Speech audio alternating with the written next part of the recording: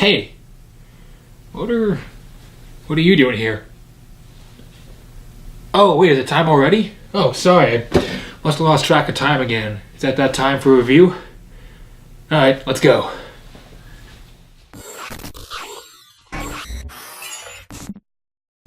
So with Watch Dogs 2 being both a critical and financial success, especially amongst fans of the original game, it wasn't long before Ubisoft did the most logical thing. DLC once again.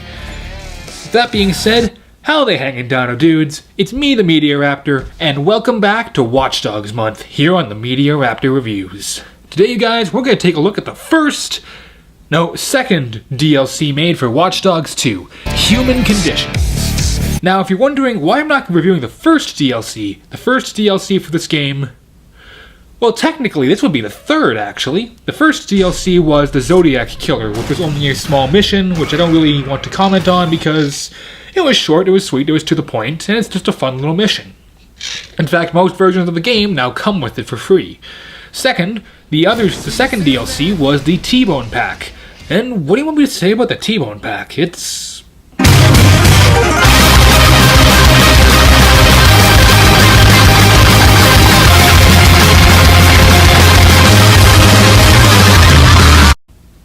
pretty awesome.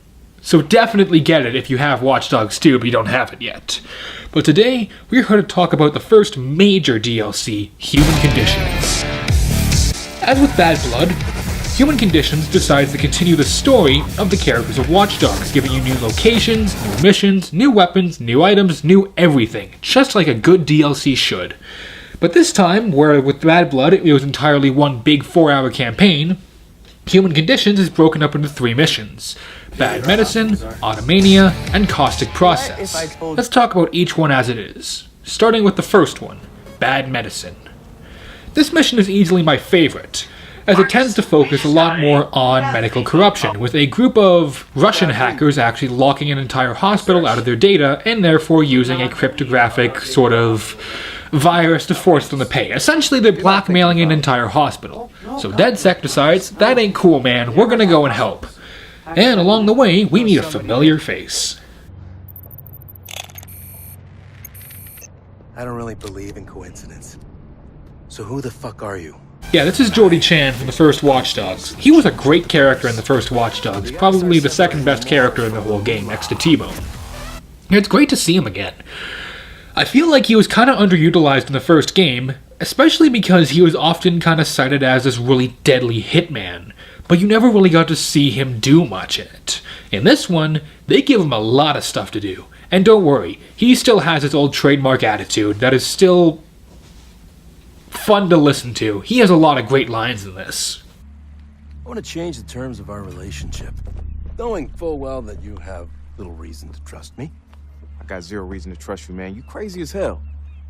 You know what? That's fair. That is fair. But see, the thing is, I don't have any real reason to kill you anymore because I don't gain from it. So you can go ahead and put away your little ball gag there. Fuck no. It's nice, huh? Crawling with Bratva. But the thing is you're gonna need me to thin out that herd a little bit so you can get in there and shut down that spyware. Ransomware, man. Whatever.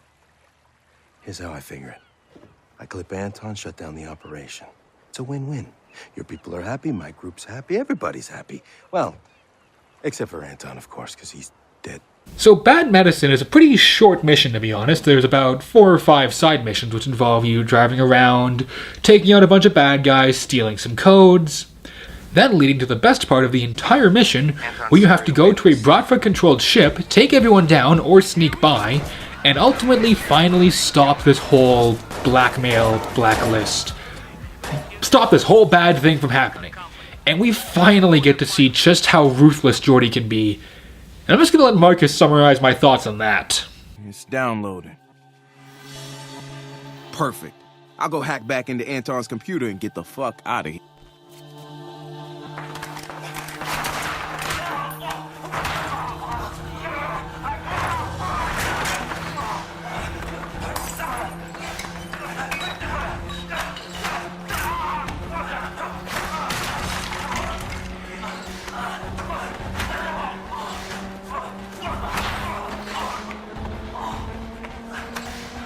Got it.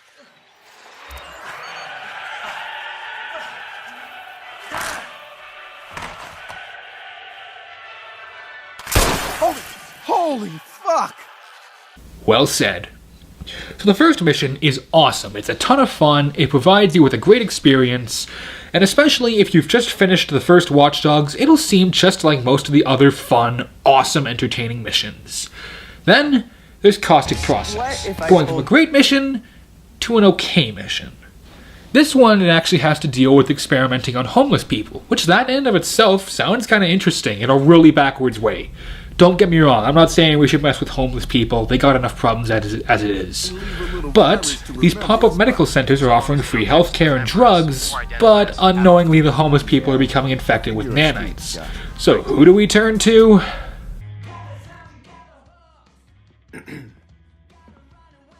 Captain Buttfuck decided to show up. And what, without the rest of Team Shit Show? Good luck. Oh, don't be like that. Hey, Sweet Cheeks. Will you get my friend here a drink? Yeah, if you guys don't remember, I kind of commented that I found her to be really annoying. And yes, I get that's what her character is supposed to be, but it just... This mission kind of irks me for a reason, which is quite personal, but I'll kind of tell you anyways. There's one joke in here. I can take dark humor. I love dark humor. I love humor about death. I love humor about all sorts of really, really dark stuff. I find it funny. Cancer is the one thing I don't find funny. It's a long story. I don't know why, I've just never really found it that funny. Personally. And there's a whole joke in here where they just go on for about 2 minutes and then the whole punchline is, ha, I just fooled you. That really is a dick move. So that kind of left a bit of a bad taste in my mouth. And the mission itself is kind of boring because a lot of the side parts of this mission just involve you running around and talking to people. Not as much hacking, not as much exploring. But it does kind of let you get to try the two-person co-op mode, as you have to work with Lenny in one part, and it can prove why the online mode can be a ton of fun, but also really annoying. As dealing with your partner, they can help you or hinder you. And let's be honest, we've all helped our partners, and we've all hindered them. Don't get me wrong, don't you dare lie to me. You've set off a bomb on your partner's car just because you thought it would be funny, and it was. Believe me, I have done it multiple times. It is a lot of fun to do. I'm kind of a jerk like that. But hey, if you guys needed help with anything, actually, now that I'm thinking about it, I should have mentioned this a while ago. I'm always here to help for trophies. Just hit me up on PSN, I can help you unlock any trophy for any game I have that you also have. And I love helping people with Watch Dogs because I know the game inside and out, so I'm totally down to help you with whatever you need, even if you just want to take Bertha out for a ride. And believe me, it's pretty awesome.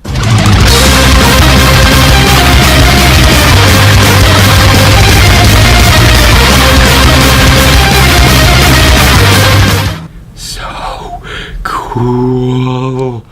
Finally, we get to Automata, which is probably the most unique out of the 3 missions. Why? Well, the whole thing essentially focuses on performing Grand Theft Auto. Not the game, literally stealing a car. However, it turns out that the car...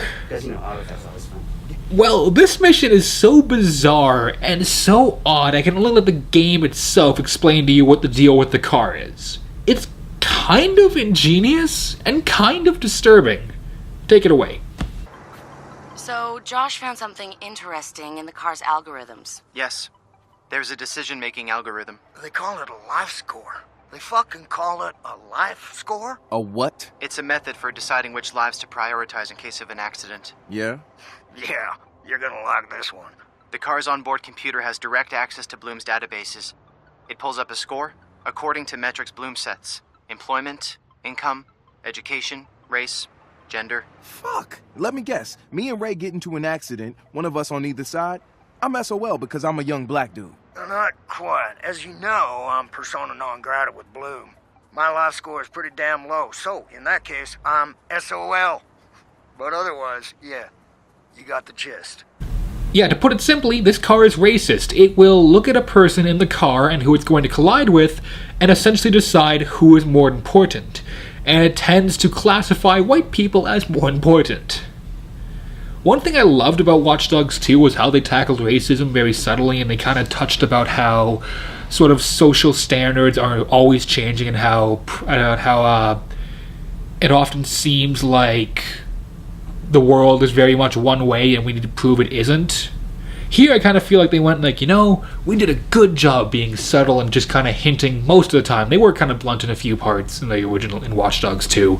But like, we did a good job just trying to shed light on both sides, prove that things can get better.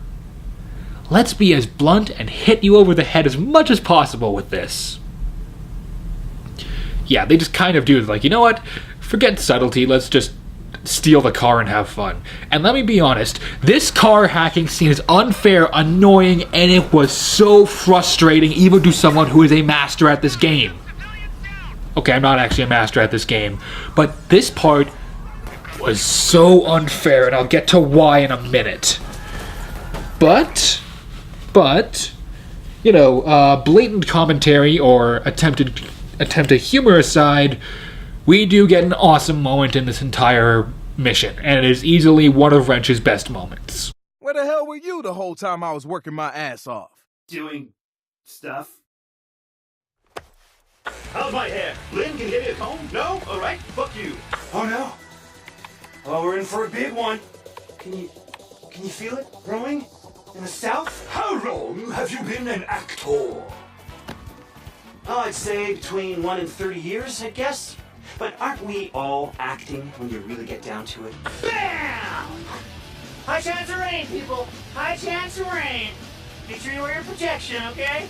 Jesus shit, Jimmy, where's my goddamn teleprompter? I can't even remember my own gosh darn name unless it given to me on a feed first, right? Man, I love that guy. So once again, we have these same actors doing the mocap, same actors doing the voice work, which makes sense because it's all the same. It's DLC for the game they just did. They all do a great job. I love these characters. I love these actors. I really hope we see more of them in the future in any form of project. They deserve more work.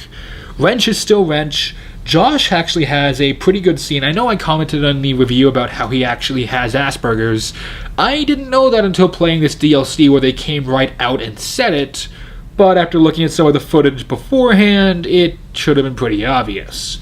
But they tackle it in a very decent way. They give him a likable personality, though. He still works, and they don't make him any less. In fact, there's kind of a whole conversation between him and Marcus, which I don't want to spoil, I don't really want to give away, because it's a very good one. It's interesting how... Well, I don't want to get into it, actually, but it's a very good one, and you'll know what it is when you see it. Believe me, you will know. Controls. Here's where we start to get to some issues. As I mentioned, there's a mission where you're working with Jordy. It's a lot of fun. But there's one part where you have to be running around, you have to try and get to a server and download some stuff, and he's got a sniper rifle and he's covering you. More than once, you might die in this mission. How? Well, he'll shoot stuff and he'll tell you where he's going to shoot, like it'll be highlighted so you know, get away from this, but that doesn't mean you'll get away unscathed. More than once, I was either caught in an explosion or just shot by him, or I was distracted by an explosion and then the bad guys come up from behind me and shot me. Yeah, as I commented, sometimes when Marcus gets knocked down, it takes him a bit longer than it should to get up. That happened a few times in this. And I did talk about how in Caustic Process, yes, they're kind of, you have to work with Lenny, and it can show you how characters or other players can kind of make it a lot harder to do a mission than it should be. And this part, in Automata, it is so frustrating.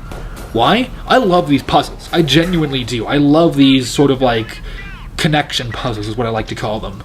But doing one while you're driving, shooting, hacking the car, and hacking the ground around you so you can escape is a nightmare. Especially because if the car gets destroyed, you have to restart completely. You have to restart from about 30 seconds before that, so you have to already, again, outrun the cops, not get the car destroyed, hide, lose your stars, essentially. Like, you have to do a lot. And I know it kind of sounds like I'm just complaining, but I feel like it was a bit more difficult than it should have been. But once you're done it, you do get a good feeling of, yes, I did it, I am great. And once you complete that mission, you do get the car, which is a lot of fun.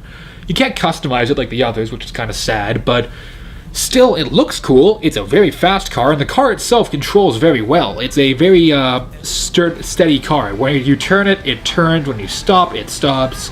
It's just that one hacking section. Maybe it's just me who had this issue. Maybe I was just having an off day, but it can be a little frustrating at times. Honestly, Human Conditions is fantastic. Once again, we have great scores from the guy who did the rest of the game. We have the same graphics as before. It still looks beautiful. The game is nice. We have great character interactions. We have great characters, great story missions, or missions within the stories. Some good humor as usual. So, yeah, I can totally recommend Human Conditions for Watch Dogs 2. At this point, Watch Dogs 2 has been out for just over a year, so you can get it a lot cheaper than when it first came out. As such, you can also easily get the DLC a bit cheaper than when it first came out. Sure, it'll still set you back about $12, $14 depending on where you are, but it's worth it if you enjoyed the first Watch Dogs. If you enjoyed the first Watch Dogs, totally check out Watch Dogs 2. I made that apparent in my Watch Dogs 2 review. And if you really enjoyed Watch Dogs 2 like I did, you gotta check out Human Conditions. It continues the story, continues with great characters, great humor, great action, great controls. It's just great. With that being said, you guys, I got a robot I need to go do some repairs on. So until next time, this is the Meteoraptor saying keep cool, and I will see all you dino dudes around. Later.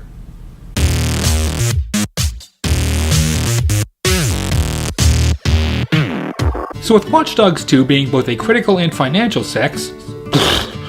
wow, that came out wrong. That's a blooper. So with Watch Dogs 2 being both a critical and financial success... Wait, Bratva hackers get a yacht? We don't even have a bathroom. We literally have to go pee in the alley. You guys better not be pissing on my artwork. Well, just paint it up high and you won't have to worry about any splash damage. Ugh.